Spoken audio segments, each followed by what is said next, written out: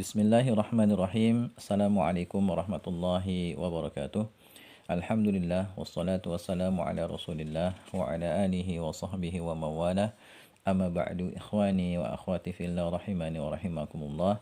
Insyaallah taala pada kesempatan kali ini kita akan belajar materi tentang bagaimana caranya kita memberi harokat ya sebuah kata yang berakhiran sukun ketika dia bertemu dengan kata yang berawalan sukun. Ya, misalnya kata yang berawalan hamzah wasal. Bagaimana kita memberi harokat akhir kata yang sukun itu? Ya, apakah kita beri harokat dhammah atau fathah atau kasroh? Ya, insya Allah akan kita bahas di sini ya pada kesempatan kali ini. Dan materinya saya ambil dari buku 44 catatan bahasa Arab, catatan yang ke-21, tapi dengan diringkas ya. Saya pilihkan poin-poin yang paling penting saja yang sering kita akan jumpai dalam tulisan-tulisan berbahasa Arab. Kita baca ya halaman 41, judulnya jika bertemu dua sukun. Jika ada dua kata bertemu ya, kata yang awal berakhiran sukun dan kata yang di depannya berawalan sukun, agar bisa dibaca maka kata yang awal harus diberi harokat ya. Jadi kalau misalnya ada dua kata ketemu, kata yang pertama akhirannya sukun, sedangkan kata yang kedua ya berawalan sukun. Ya, supaya bisa dibaca bersambung, maka ya kata yang pertama itu harus dihidupkan. Ya, sukunnya itu harus diubah dengan harokat. Ya, entah dengan dhammah, entah atau fathah atau kasroh.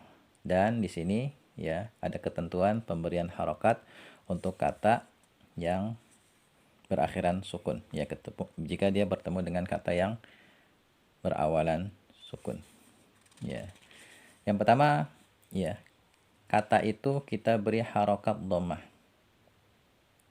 Di antaranya ketika kata itu berupa dhamir yang berakhiran huruf mim.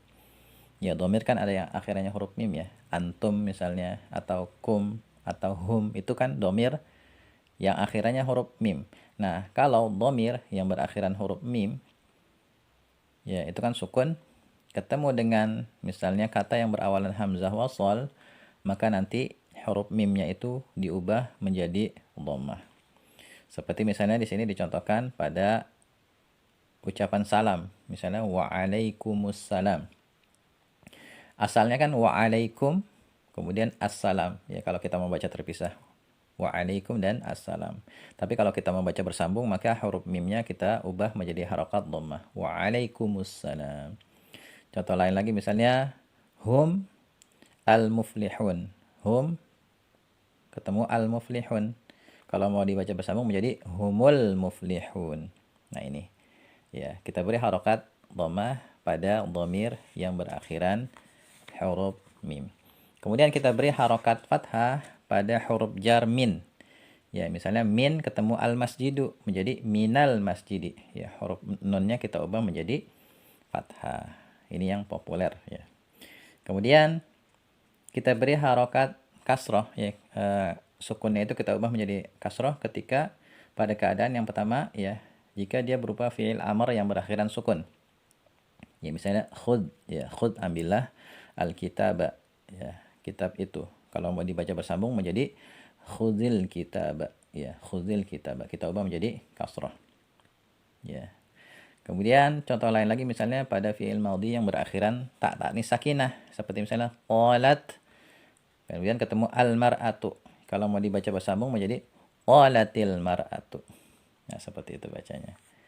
Kemudian ya kita beri harokat kasroh, ya kita ubah sukun menjadi kasroh pada isim berakhiran tanwin yang setelahnya hamzah wasl. Nah, ini penting nih. Ya. Penting untuk membaca Al-Qur'an. Misalnya nih ya pada surat Al-Ikhlas. Qul huwallahu ahadun. Ya, ahadun. Itu kan berakhiran tanwin. Kemudian setelahnya ada ayat berawalan Allahu ya. Allahus samad. Kalau kita mau baca bersambung, bacanya ahadunillah. Ahadunillah. Seperti itu bacanya. Kenapa? Karena tanwin itu ya pada asalnya dia itu adalah huruf nun yang sukun yang dibaca tapi tidak ditulis. Ya, jadi dibaca ahadun Itu sebenarnya tanwin itu adalah nun sukun yang dibaca tapi tidak ditulis. Nah, ketika ketemu ya kata yang di depannya yang berawalan sukun, misalnya di sini yang berawalan hamzah wasal, maka nunnya itu kita ubah menjadi harokat kasroh, menjadi ahadunillahu.